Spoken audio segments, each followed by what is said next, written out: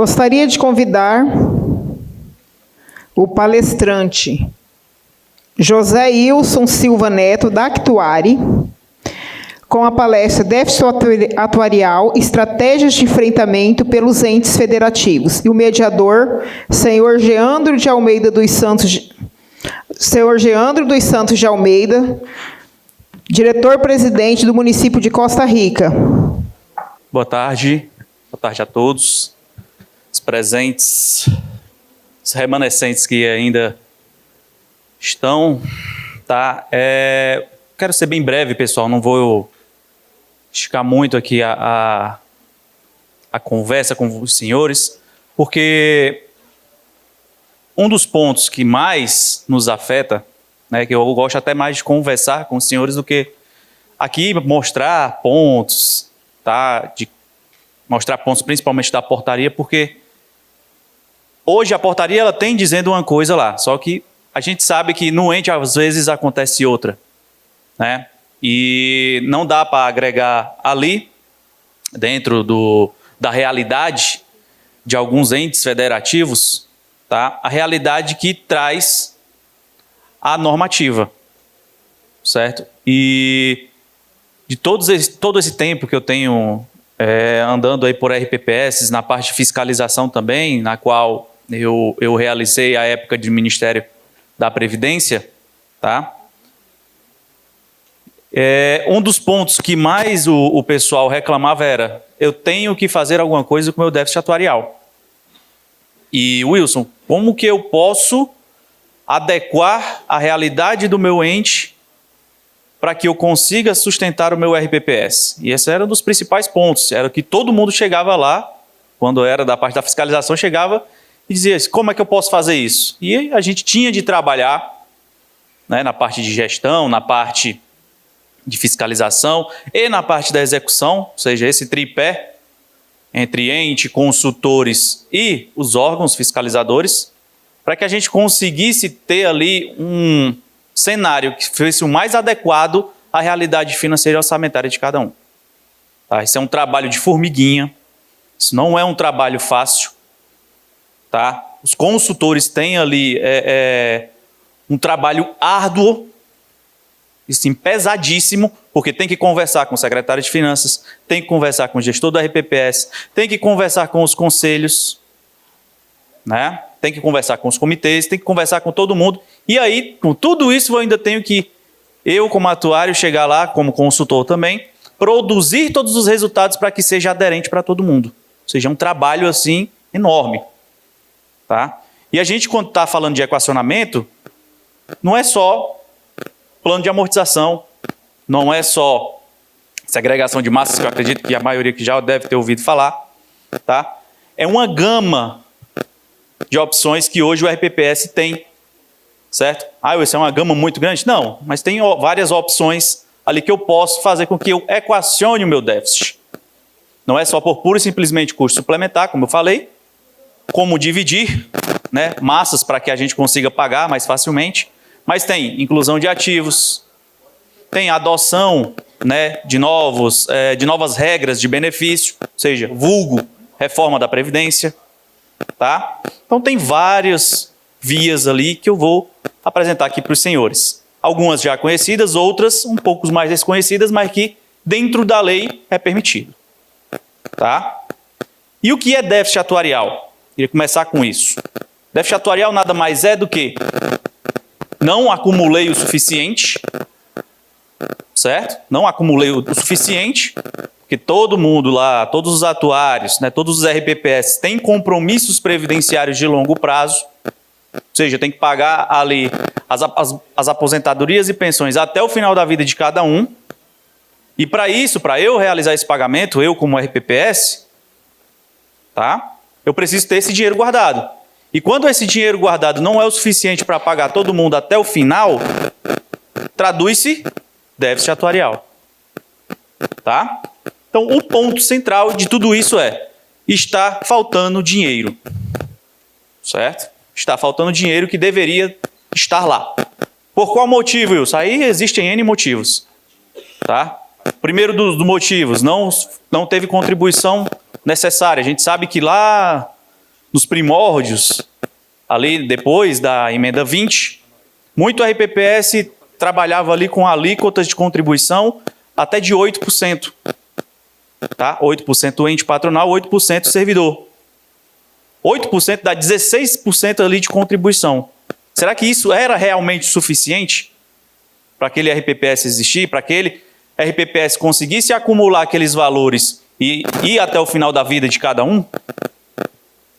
Entendeu? Então, depois da emenda 20, que houve o equilíbrio financeiro e atuarial, aí sim começou-se a trabalhar com alíquotas de equilíbrio, trazer a atuária em si para o RPPS. E naquela época a gente ainda tinha que aprender ainda o que era atuária, né? Que o Brasil ainda engatinhava em muita coisa. Tá? E assim, né, a gente tem déficit atuarial por falta de contribuição, por insuficiência de rentabilidade de investimentos, isso também, pela longevidade dos senhores, os senhores hoje estão vivendo mais, né? Tem jornais aí antigos, lá atrás, que dizia que um idoso de 40 anos tinha sido atropelado numa praça. Certo? Se você puxar aí qualquer demógrafo, que você assistir aí uma palestra, ele vai mostrar, a primeira coisa que ele vai mostrar é o jornal, dizendo que um idoso de 40 anos tinha sido atropelado. Né? Isso era um jornal de época. Você imagina hoje, chamar uma pessoa de 40 anos de idoso. Então eu já estou aqui na pré-velhice, se fosse lá atrás. Né? Então é mais ou menos isso. Hoje está todo mundo vivendo mais, hoje a sobrevivência é de mais de 80 anos, segundo a tábua do IBGE. Entendeu? Então tudo isso traz-se déficit atuarial. Tá? E aí a gente tem da base normativa aí todos esse rol de normas que a gente tem que obedecer. E eu, quando fui órgão fiscalizador, quando eu tinha uma coisa, quando eu tinha ali uma alternativa que eu conseguia dar para o ente federativo, aparecia uma norma que derrubava a minha alternativa. Aí eu tinha que ir atrás de outra alternativa. E assim, a gente tem que caminhar em um ponto só. Tá? E hoje, tá, eu vos trago aqui 3 alternativas de equacionamento. 2, os senhores já são bem, como é que eu posso estar dizendo aqui, familiarizados.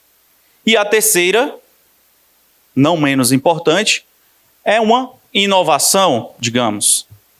Tá? O primeiro, plano de amortização. Velho plano de amortização. Tá? Acredito que já tenha falado aqui por outro atuário, seja mais cedo. Né? O plano de amortização hoje, ele pode ser feito em alíquotas ou aportes mensais. Certo? Alíquotas ou aportes mensais, que hoje, se quem tem déficit atuarial, né, que é a realidade da grande maioria hoje, né? Que a época da 1467 instituir um plano, hoje mais ou menos vai restar ali 30 anos, tá? 30 anos, certo? De aportes ou alíquotas suplementares que você deve estar vertendo ao RPPS, certo? Isso aí é o normal. Qual o pulo do gato, digamos, que existe no plano de amortização? Antigamente, os planos de amortização em outras portarias não detinham a obrigatoriedade dos senhores pagarem os juros da dívida. Tá? E quando não se tem essa obrigatoriedade de juro de dívida, pessoal, o que vocês acham que o pessoal faz? Só arrola a dívida. Eu vou pagar o suficiente, aqui o que cabe dentro do meu bolso, e estender a dívida o quanto der. Não é à toa que na minha época eu vi ali, quando eu estava na fiscalização, planos de amortização que começavam com 2, 3 milhões e no último ano estava lá 150 milhões de pagamento. Né? Ou seja, eles ali livravam aquele início ali, aquele restante de pagamentos do ente de curto prazo e jogava tudo para uma próxima gestão. Tá? Então hoje, o ponto crucial que a 1467 trouxe foi, ele tem que pagar pelo menos o juro da dívida. Então fiquem de olho no plano de amortização de vocês, tá? Na questão de pagamento do juro da dívida. Porque se eu não estou pagando o juro da dívida, o que acontece? Eu não estou pagando o principal. Se eu não estou pagando o principal, gente, eu só estou postergando minha dívida. Tá? E aí, existe um ponto, tá? Um ponto ali alternativo, bem longe ali na portaria, que está dentro de um dos anexos, que fala o seguinte: quem fez reforma da Previdência pode estender o prazo do plano de amortização até 2065. Tá? Então, existe esse ponto, né, esse benefício, digamos, para quem fez a reforma da Previdência, você ter ali mais 5 anos de pagamentos mensais, ou seja, 60 parcelas a mais para colocar aí no plano de amortização. E isso, tá, não exime, não substitui a questão do pagamento do juro da dívida. Tá? Verifiquem sempre se seu plano de amortização está pagando a dívida. Senão, ele só vai aumentar déficit ano após ano. Certo? Esse é um ponto ali que vocês têm que estar em atenção. Tá? Outro ponto também, tá, é vocês verificarem sempre a questão do acompanhamento e do controle. Se eles estão pagando, né, esse plano de amortização. Porque se ele não está pagando e ele está transformando isso em parcelamento, ou seja, dívida maior. Até porque o parcelamento, hoje, para alguns, é feito ao arredio do cálculo atuarial. Se eu estou fazendo um parcelamento fora do cálculo atuarial, isso transforma isso tudo em déficit. Tá? Então, sempre façam esse acompanhamento, pessoal. Se está sendo pago, tá? E nunca, pelo menos nunca, prefiram sempre pagar que seja menor, que seja não pagar o juro da dívida, que pode ser que aconteça, tá? Que somente esse caso de não pagamento de juro da dívida caiba dentro do bolso, né, da parte orçamentária e fiscal ali do ente federativo, porque existem, né, algumas prefeituras que estão com problemas fiscais, tá? Então, nunca troquem um plano de amortização por um parcelamento e repasse. Não façam isso, tá? Outro ponto, certo, que eu queria passar para os senhores, é os aportes de ativos e revisão de custeio. Tá? Esse é um dos principais pontos que eu vejo aqui. Várias pessoas dizendo, eu não gosto de segregação de massa, eu não gosto de plano de amortização, certo? Então, um dos pontos que a gente pode procurar e que está dentro da portaria é aportes de ativos. Wilson, mas que tipo de ativos são esses? Aí, pessoal, a gente tem que sentar com o nosso secretário de Finanças, certo? Verificar ali o que eles podem fornecer ao RPPS e que também seja líquido. Não adianta pura e simplesmente eu chegar aqui, chegar o prefeito e dizer, vou colocar uma praça como ativo garantidor de vocês. E quanto é que vale essa praça? 5 milhões. Tá aí, paguei 5 milhões para o RPPS, vertido em praça. O que o RPPS vai fazer com essa praça, gente? O RPPS é um corretor de imóvel? Ele é ele é uma gestão imobiliária? Às vezes, mal o RPPS tem pessoas para gerir o próprio RPPS, imagine gerir uma praça, gerir um prédio. Né? Então, tem de ser ativos líquidos. Tá? Um dos ativos líquidos que o pessoal fala, receita de imposto de renda retido na fonte. Receita de imposto de renda retido na fonte, que hoje os RPPS, né, pelo menos de aposentados e pensionistas, repassam à prefeitura, esses, por meio de lei, é claro, podem ficar no RPPS. E aí é um ativo novo para vocês. É um dinheiro novo que está entrando. É um dinheiro que pode ficar ali e equacionar o déficit de vocês. Eu, como atuário, sabendo que existe essa lei, eu posso realizar esse aporte. Tá? Eu posso colocar no meu cálculo atuarial e fazer o seguinte, olha, você iria pagar, vamos supor, 5 milhões esse ano. Como você vai receber ali o aporte, né, do imposto de renda retido na fonte, não vai precisar repassar para o ente federativo, então, fazendo os cálculos aqui de quanto você retém de imposto de renda, certo? você vai pagar somente 2 milhões esse ano. Você, ente, prefeitura, claro. Tá? Então, isso pode ser contabilizado. Aí vai ter gente dizendo, Wilson, não posso vincular imposto. Vocês não estão vinculando imposto, são manobras. Manobras que são ilegais? Não, manobras dentro da lei. Eu posso vincular a receita, totalmente diferente de vincular o imposto. Tá? Ok? Existem outros pontos, Wilson, que eu posso fazer isso? Sim. Tá? Fundos de investimento imobiliário em que se eu, município, tenho um prédio e quero colocar dentro do RPPS, é melhor procurar um fundo de investimento imobiliário ou mesmo criar, se você tiver ali contatos ou gestão sobre, tá? E fazer com que esse fundo de investimento imobiliário faça essa gestão desse prédio, dessa casa ou qualquer outro ativo imobiliário que esteja lá dentro, para que ele consiga render, para que ele tenha liquidez.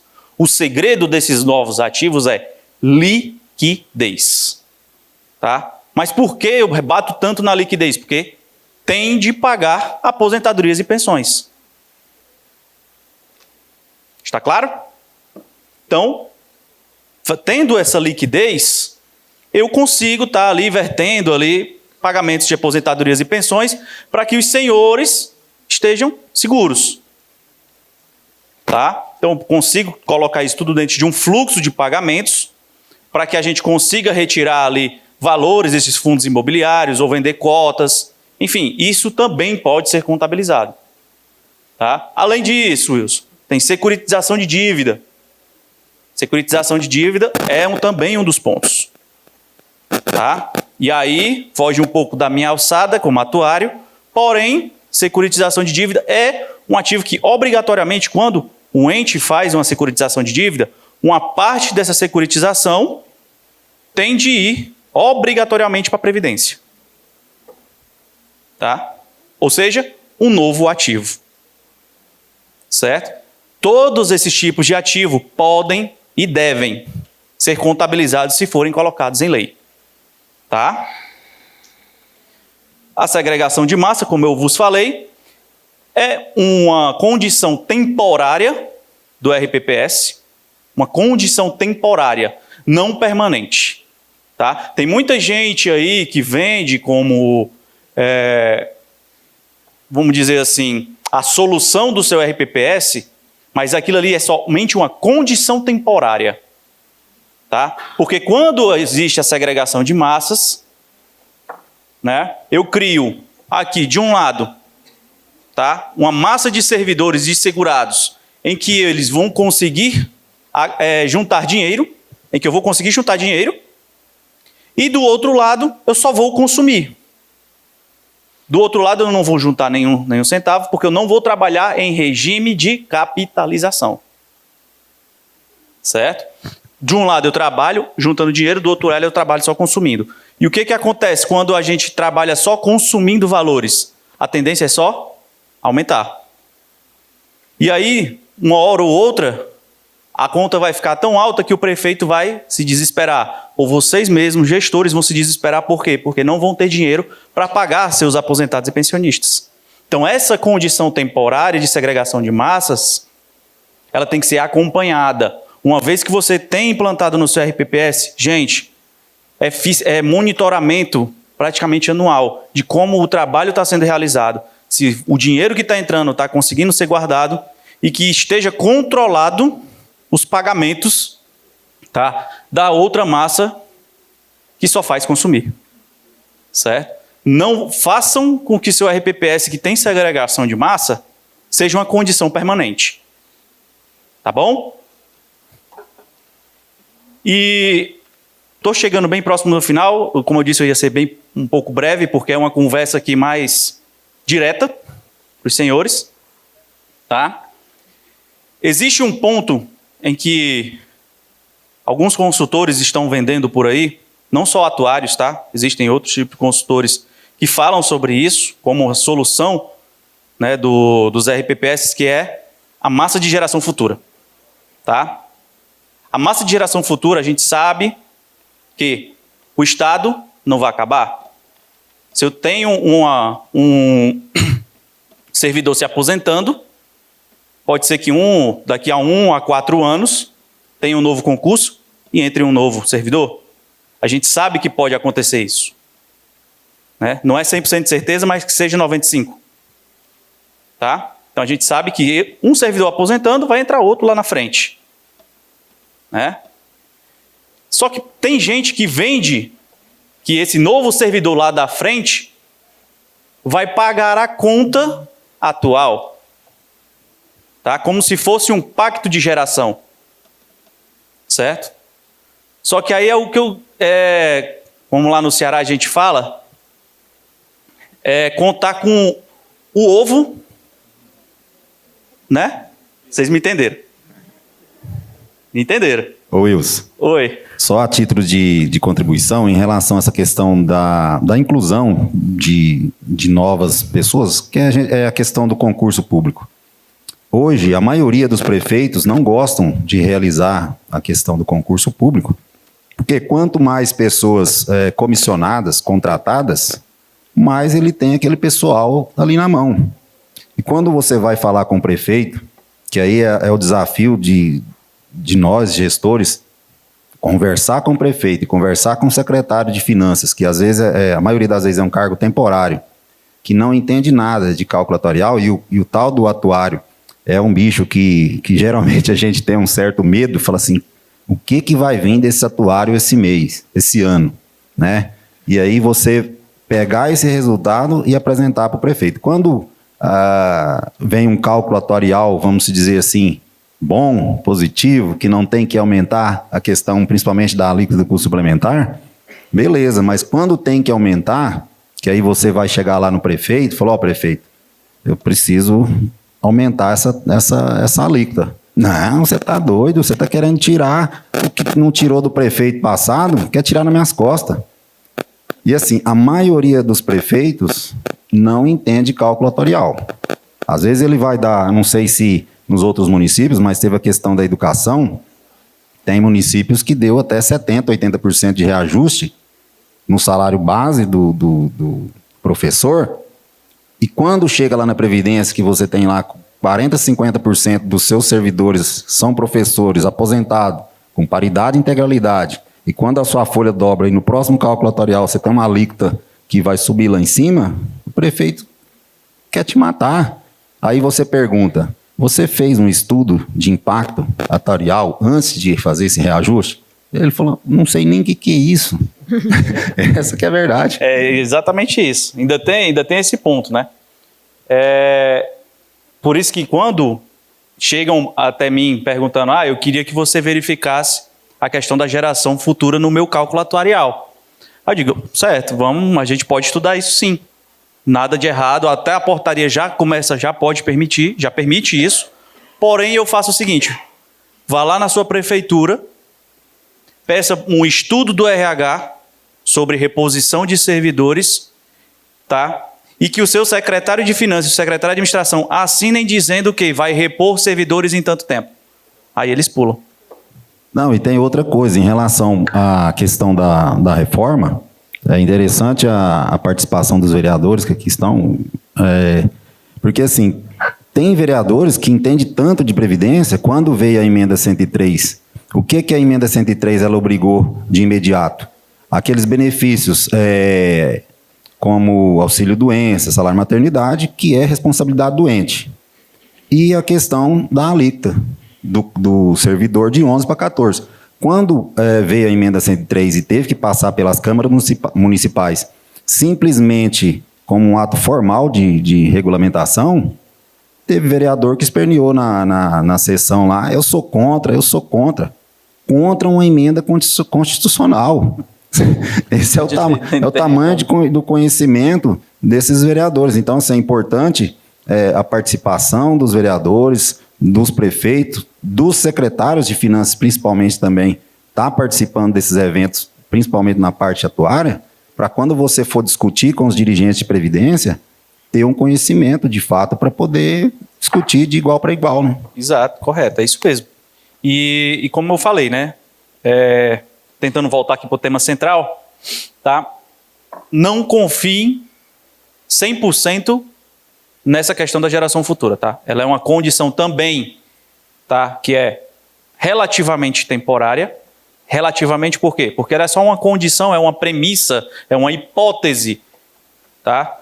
Ou seja, pela técnica atuarial, eu só estou colocando uma condição que vai haver pessoas ali no futuro e que essas pessoas vão contribuir mais que o necessário. Então, tem pessoas que vendem por aí que isso daqui é a solução de tudo. O que não é. Você vai ter obrigações, você vai ter compromissos de curto e médio prazo, que é pagamentos de pensão e aposentadorias. Tá?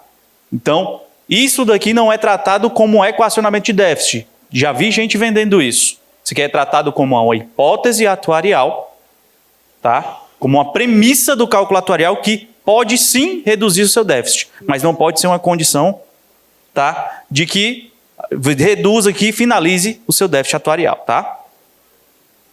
E aí tem também outro ponto que a gente pode elocubrar aqui do seguinte: custeio diferenciado. Custeio diferenciado, o que seria isso, Wilson? Existem cargos, né, carreiras dentro dali de todo o ente federativo que aposentam mais cedo. Professores, saúde, tá? E esses cargos, a alíquota patronal pode ser diferenciada. Tá? Como eles se aposentam mais cedo, eles vão passar mais tempo aposentados. Logo, a gente vai ter que pagar mais para eles. Se eles têm que pagar mais, a alíquota pode sim ser diferenciada. Tá? Enquanto eu pago 28%, que é 14,14, para as carreiras administrativas, eu posso pagar 14,25 para uma carreira de professor, sendo os 25 patronal, tá? Não diferenciada para os servidores. Não pode ser diferenciada para servidor. É diferenciado somente da parte patronal, tá? Isso também pode ali ajudar um equacionamento do déficit. E é totalmente legal, certo? E aí só trouxe um quadro comparativo aqui para vocês de tudo isso. Meu tempo já está quase acabando, tá? A condição aqui didática, né, do plano de amortização, em que eu vou em alíquotas suplementares ali em 15 anos que beira 9,5%, que eu posso fazer planos dessa forma. Se eu esticar até 35 anos, fazendo uma reforma da Previdência, que também ajuda a equacionar o meu déficit, a reforma, porque eu estou postergando condições, tá, de aposentadoria, ou seja, estou aumentando ali uma idade que você pode adquirir elegibilidade, certo? Eu posso diluir até 5% em 35 anos. Isso é perfeitamente normal e é permitido em norma, tá? E dos riscos e limitações, como a gente já assistiu em outras palestras, na palestra da Luciana, outras palestras aqui anteriores, riscos atuariais, que são as premissas não estarem adequadas, sempre observem isso, tá? Limitações de base, que são as informações que os senhores fornecem aos seus consultores, certo? Ou ao atuário responsável. E, claro, conformidade. Tudo que esteja dentro da norma, tá? Dentro das regras, dentro das 4 linhas. Tá? Então, proteja ali seu RPPS. Certo? Essa é a minha mensagem. E que fiquem de olho no déficit atuarial de vocês e também na condição fiscal do seu ente. Gente, eu sempre falo assim para os nossos clientes do que não adianta a gente matar também a galinha dos ovos de ouro, só chegar e aumentar ali, né, os aportes para o ente federativo. Então, tenham a atenção, tá, de que verificar a condição do seu ente federativo, de forma econômica, orçamentária e fiscal, para que tudo isso seja dentro da realidade financeira dele, né, e que também a gente não degole ali, só pegue todo o dinheiro do município e jogue somente para a prefeitura. Tá? Isso também é ser ruim até com a própria gestão total ali da prefeitura. Tá? Obrigado.